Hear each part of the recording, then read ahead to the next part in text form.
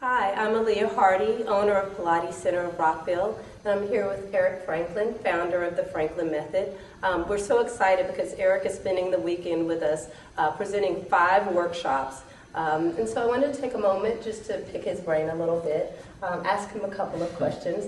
So the first question for you, Eric, is what brought you to the point of developing the Franklin Method?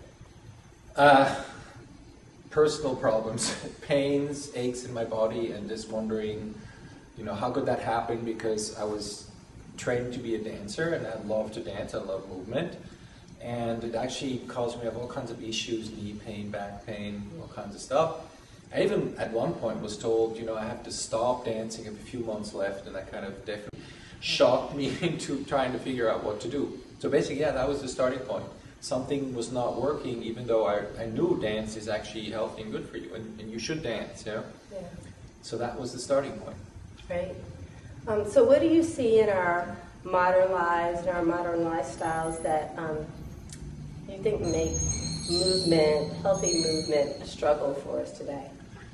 Well, I think that, there's many possible answers to that. I will actually get to them right away, but I think that if people would love to move, really enjoy it, not just do it because they have to, because it's healthy, and some people do, but it's the minority. If people would love the feeling of moving their body, then I think the problem would solve itself instantly. It would be fun. So like, what do you do, to enjoy yourself? You move, you dance, you just shrug your shoulders, move your spine, but that's not where we're at, yeah? Because if you spend your day sitting at the office, you're sitting down like that, often you develop tension, this and that, you get to know your body as a place of discomfort.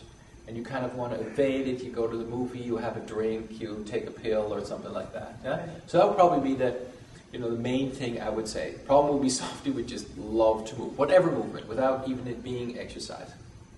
Then of course, what you have going on, people don't move enough, people move incorrectly, some people move too much, the job they have or something, and use faulty patterns, people are stressed, they get tense, so there's many, many reasons for that. And of course, we're getting more and more sedentary, and there's a very close association with having a sitting lifestyle and not being healthy. I mean, it's quite obvious. Yeah.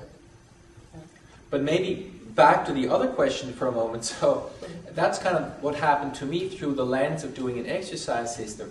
And then I started scouting out, so what can you do to help yourself? Because obviously I wasn't getting the necessary input from my teachers, even though they were lovely teachers and well-meaning.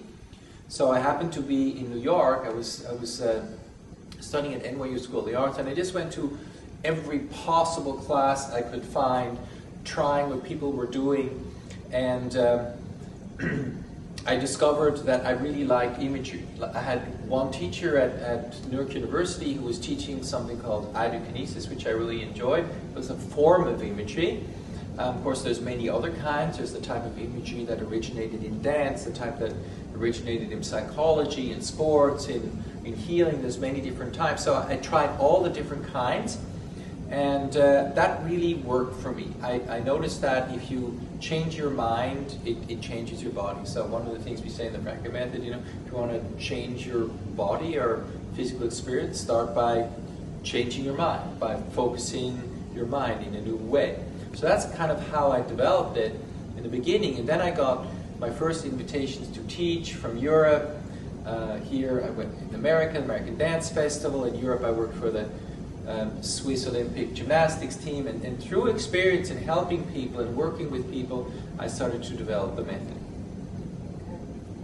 So over the last few workshops, we've learned that there are many different tools in the Franklin Method, but if you could only teach one tool or one aspect of the Franklin Method to a person, what would you choose? Well, what I would choose to teach them is that your body is here to enjoy it. It's your home, it's the only body you're going to get, so you have to make a conscious decision to make it a comfortable place to be. I use the metaphor of a roommate. You have like a roommate and you don't like your roommate. Well, what do? Kind of either you leave or you ask your roommate to leave. Well, your body is like a roommate that's going to stay. You can't step out of your body or ask your body, okay, I'm not enjoying this, can you please leave? It's not going to work. There's only one thing you can do, you can accommodate. You can get to enjoying your roommate first by a dialogue, so what's going on, what's the problem, what are we having here, and figuring it out. And that's basically how we start in the Franklin method. And people start from all different levels. They start with pain and issues, and then we go from A to B, and we learn the fundamental ways of taking your body from where it is, no matter where it is, forward into a more functional, efficient way of moving. And I think one of the unique things about the Franklin method, it's not based on a set of exercises. So I'm not going to come in and say, okay, if you do these 10 or 7 exercises, you'll be fine. Because that would be turning everyone into a robot. If the same exercises would work for everyone, we'd all be like the same. Right. So the Franklin method, the movement we choose is adaptive. And the other thing is, we start with the movement we're doing most of the time. We start with the activities we're doing most of the time.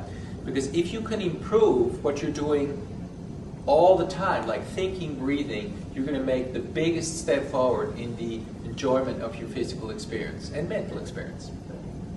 So you actually address mind and body a lot in your work, and those terms are used a lot in culture and popular culture now. What does mind and body mean to you?